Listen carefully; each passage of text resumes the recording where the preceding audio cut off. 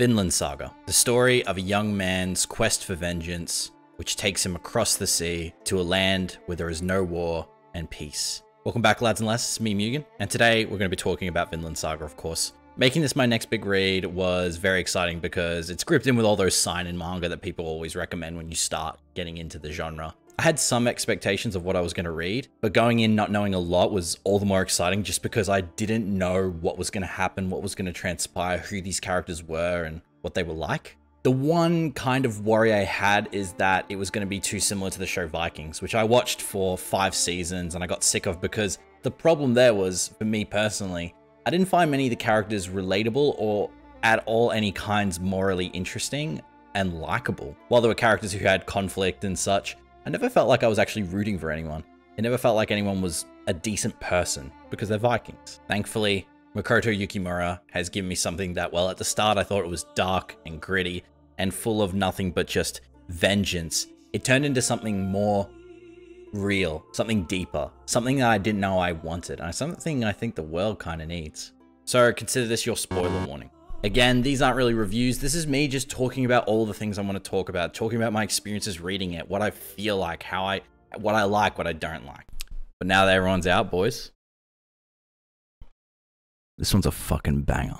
This manga shouldn't be this good. It really shouldn't be this good, but it is. It had me blown away in more ways than one, just by experiencing Thorfinn and his year-long quest, which I thought would be a decent portion of the story, when in reality it was just the prologue to the greatest story of finding Vinland.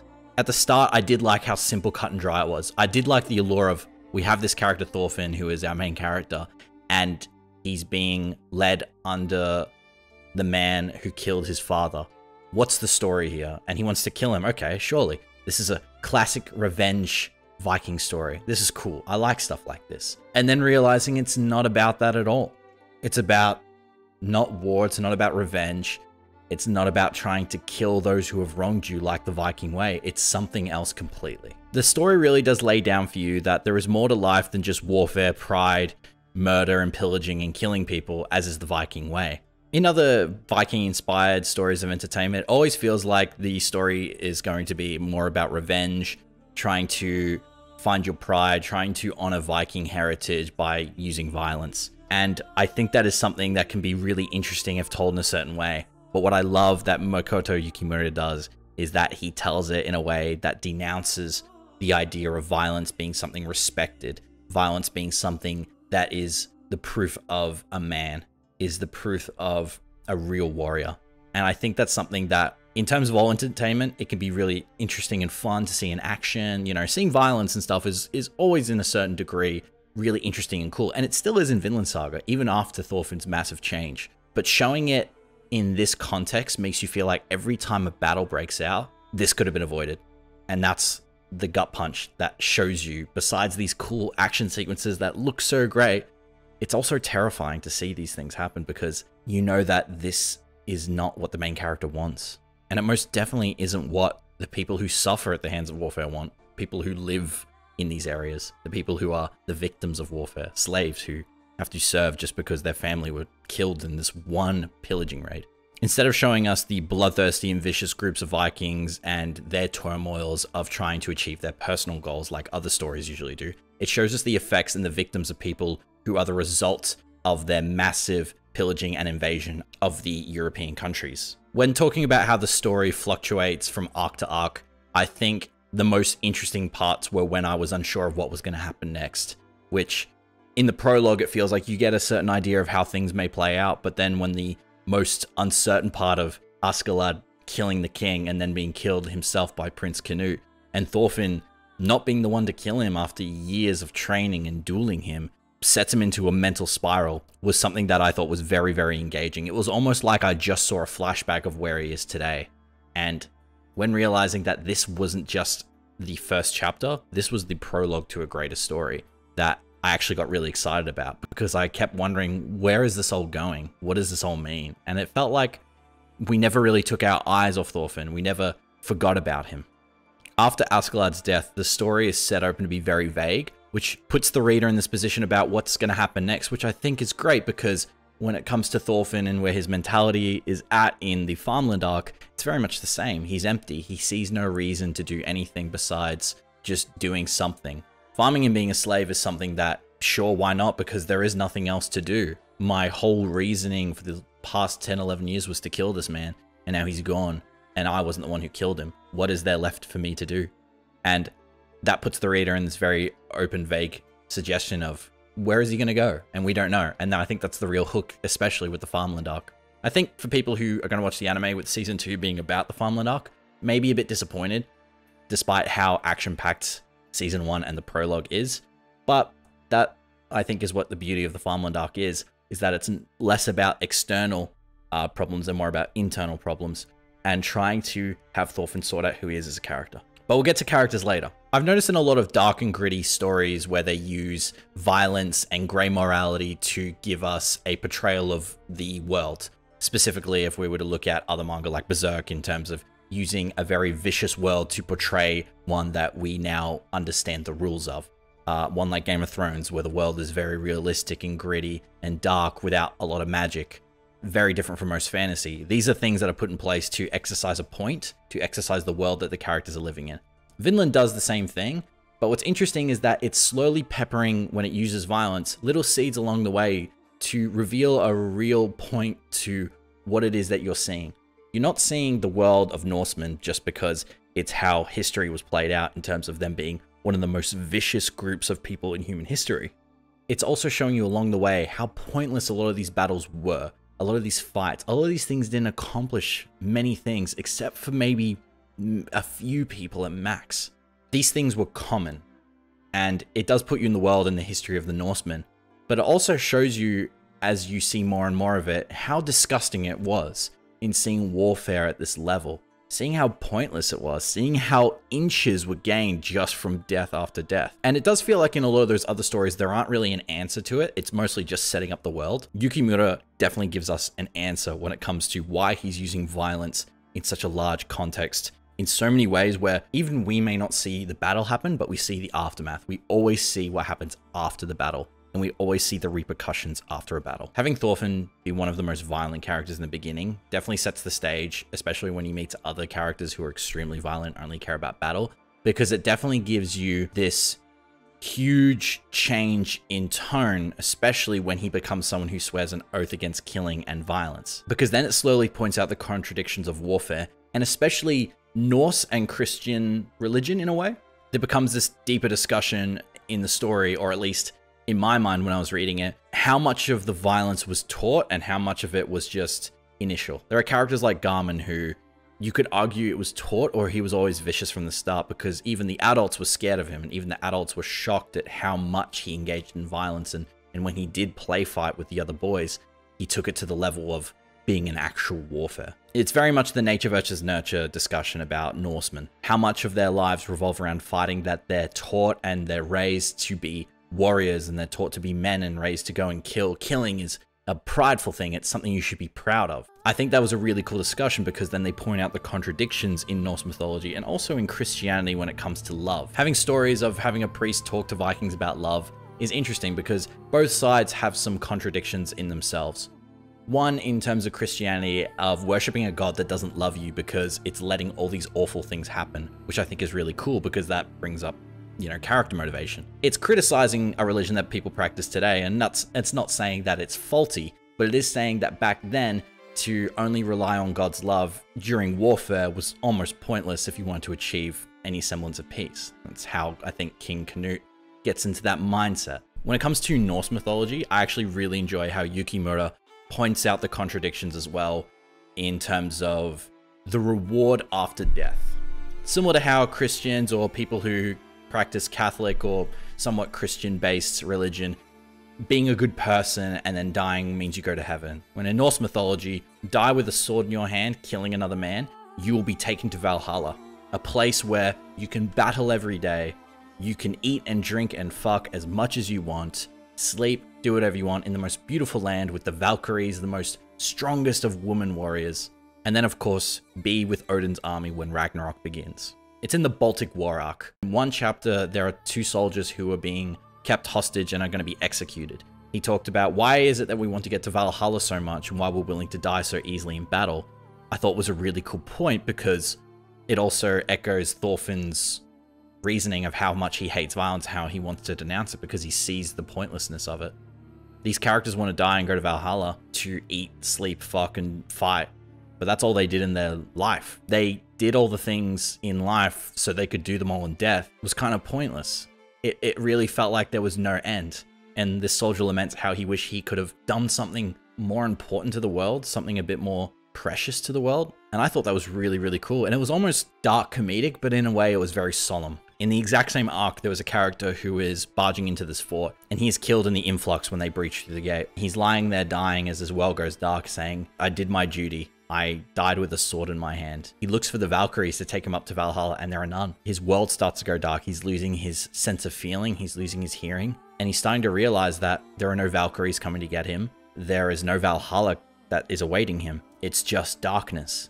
And he's losing everything. And he pleads for his friends to stop fighting. Don't die. Because there is no Valhalla. It's a lie. Yukimura, in a way, is saying that Norse religion is basically not true. And he could also be saying the same about Christianity. But I think in what he's saying is that because both of them propagate warfare and both of them propagate violence, they're not worth following if they just prolong more fighting. So many crusades were fought by religion and so many wars were fought by just Norse heritage and Norse rule. But this isn't a video about religion, about what that is. I just thought it was something very interesting to talk about. Let's get to characters though, because characters in Vinland Saga are truly and universally king. Before I record this video, I did see a lot of people talk about how much they hated Vinland Saga Season 1, the anime.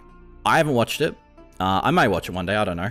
But I know Season 2 is coming out soon, and some people were talking about how they're not even going to bother watching Season 2 just because they think Thorfinn is a pretty boring character. You have no idea what is going to happen. You have no idea what this guy is now. The juxtaposition, and you can see it in some manga and some stories in general. Seeing characters grow over a long length of time is truly a beautiful thing, and I love seeing it. I always love seeing it. I think what's great about stories, especially stories that take place in history, because you can have stories that span generations, even years. Seeing Thorfinn be a young boy, losing his father, becoming a very aggressive warrior and a killer, to then being this remorseful slave, to then becoming a merchant who wants to build a paradise, a family man, and then a farmer on a new piece of land trying to lead people in being cooperative and peaceful with indigenous people. You look at one chapter, any chapter from the first 2-3 volumes, and you look at him now, you wouldn't even think they're the same person. It's so good. I love how much he's grown. It's so, it's just, it shouldn't be that good. And this is where I think Thorfinn really comes into his own as a character, because if you were to look at him as a warrior during Askeladd's band and being someone who's only obsessed with killing and not really interested in finding a place for peace, he remembers it, he remembers the story, but he doesn't see the value in it. He doesn't see the value in a world of peace. He thinks it's a pipe dream. He doesn't understand his father's words. He can't even remember it because the rage and the want for revenge has just warped his memory to forget everything important his father ever wanted him to remember. Seeing that young boy and trying to think in a world where he can maybe grow up and be someone else, and then seeing him 2 years later being a slave and actually having a moment where he's reflecting on himself and thinking about the actions that he's done. It's just really good writing, and it's not something you see very often in any kind of media. You don't see a lot of stories where these characters are saying, how could I have done these things? How could I have killed these people and not even thought about it? How could I have followed and forgotten these things my father told me? How could I have forgotten about this land beyond the west, across the ocean, this place, Vinland, this paradise? These are the things that I think is great. And not only, you know, emotionally they're great, but you can also tell visually. And I think it's really cool when it comes back to the artwork and panels, is that for Thorfinn, there is very limited time when he looks exactly the same. He's slowly growing and changing visually as he grows as a character. Other characters do as well. Seeing the people in his band, Einar being from this very young, non-muscular lad to this very hulky dude. Even Gudrid as well, growing visually and also emotionally. Every character has, to a certain degree, growth. But seeing Thorfinn grow visually is something I think is very smart for Yukimura to do. Mostly because I see when you get tired, I'm sure as an artist, of drawing the same character design again and again and again, it must get so tiring. And it works well with your story because, oh, here's a point where I want my character to grow visually a bit more. Here's what I'm going to do. I'm going to cut his hair. I'm going to shave him. Okay, now his hair's grown a bit more. I'm going to change it. He's gotten a couple more scars. Seeing Thorfinn today makes me beam. Just seeing him with this long slick back hair of a Viking, but he's got the warmth of a family man. He has this pose of being able to fight like in the very first volume, but he's someone else entirely different. He has these scars of warfare because he's become more reckless instead of trying to kill people, but actually instead wants to help people. And these scars resemble his long journey, the things he's gone through, the things that aren't easy for him to deal with. I might also say these changes aren't a 1 to a 10. These changes are 2, 2, 2, and they are paced so perfectly that as Thorfinn grows, he's also not sure of himself 100% of the time. There are moments where he does things that he's so sure of, and they pay off so much to his goals and what he wants to achieve and trying to make a place without war or slaves in a world of Vinland. He also is regretful of everything he's ever done. In the Farmland arc, he talks about how much and how sorry he is to the dead he sees in his dreams, to the nightmares he has of all the people he's killed and all the things he's done. He doesn't simply become a happier person who's more positive and optimistic about achieving this land of Vinland. He deals with it. It's not easy, and he has to deal with the fact about whether or not he can achieve it. And if he can't achieve it, there is also Hida. So not only is he being held accountable for his actions, he also has to deal with the fact that can he achieve them? Should he achieve them? Do I have the right to atone for my sins? There are scenes where Thorfinn is literally walking across in daylight, not dreaming or having a nightmare, and he sees the dead looking at him, coaxing him to come and die and be with them in this endless warfare in hell. This is amazing because it shows how much growth he has, how much uncertainty he has as a character. He's not always certain of some of his choices, and he's not always sure that he'll be able to atone for the things he's done, especially killing so many people who were mothers, fathers, sisters, brothers, sons, daughters. But seeing him try and change because of the world that he grew up in is, I think, so admirable and so interesting compared to other shows and stories that portray a dark and gritty world, is someone who's willing to create one which doesn't have any of these things and trying to go against the things that happen in society by building a new one that don't have to have these rules because he's there to enforce it. It's not easy for him as a character to have killed and fought in so many wars and battles to actually try and take on this way of living where he will not fight to kill. There was that one panel when he fought Garm, he says those exact words, and I thought, that's him, that's Thorfinn. When he's faced with the inevitability of violence, he will stand there, he will not take his opponent's life, he will not let them take his, and he will still win. That is unheard of in a Viking story of like, yeah, I will defeat my enemy without killing him and sending him to Valhalla. The one thing that they want. That is so different and unique, and I fucking love it, man. I especially love in that panel, in that specific fight with Garm, is that he actually uses something Askeladd taught him years ago, and he's shocked at the fact that he had learnt something from such a horrible person. He starts to realize that there are things that, when he's younger, he thinks are inherently bad. But when you get older, you start to realize it's the choices and how we use things. A sword isn't a bad thing until you use it for its purpose, which is to kill people. It's to inflict harm. The sword doesn't make the choice to kill someone. They are inherently a tool for warfare, but if used in the correct way, they don't have to be. But he understands what it means when using tactics in warfare for different means. He can coax people into fighting him and losing their edge the way Askeladd used to do it. And he can use that to his advantage because he's not looking to kill, he's looking to disarm, which is what Askeladd did. He never killed Thorfinn when he could have, kept him around. And for different reasons, obviously, but still, he's using the tools he grew up with that were initially used for the wrong means and using them for the best means and never for the last resort. It's hard not to talk about Thorfinn so much and talk about other characters in the same video because it'll just go too long. I could talk about all of them for so long, especially with all the other characters who aren't in Thorfinn's band. To sum it up, the way characters grow in this story is very well handled because in every arc there are a group of characters who are established with a want, and you may think they're just there for comedy or not, but eventually they're shown a way into which they can turn over a new leaf and become people they didn't think they could be. The son of the farmer in the Farmland arc at first wants to be this guy who just wants to kill people and get honor, but then by the end he is remorseless at actually killing one person and denounces it and wishes to build a farm that he can be proud of. Prince Canute at first doesn't want to be royalty, wants to be the son of someone simple, a hunter or a cook, and then finds that by denouncing religion, he sees that he can achieve a paradise that's better than heaven in the sky, but only through the worst of means, which is, I'm sure will be coming back in later chapters. Very excited to see more of King Canute. Seeing Einar as well be someone who really believes Norsemen to be the worst of humanity, and his best friend is a Norseman who inspires him to go with him on this journey to create a world free of slaves and warfare.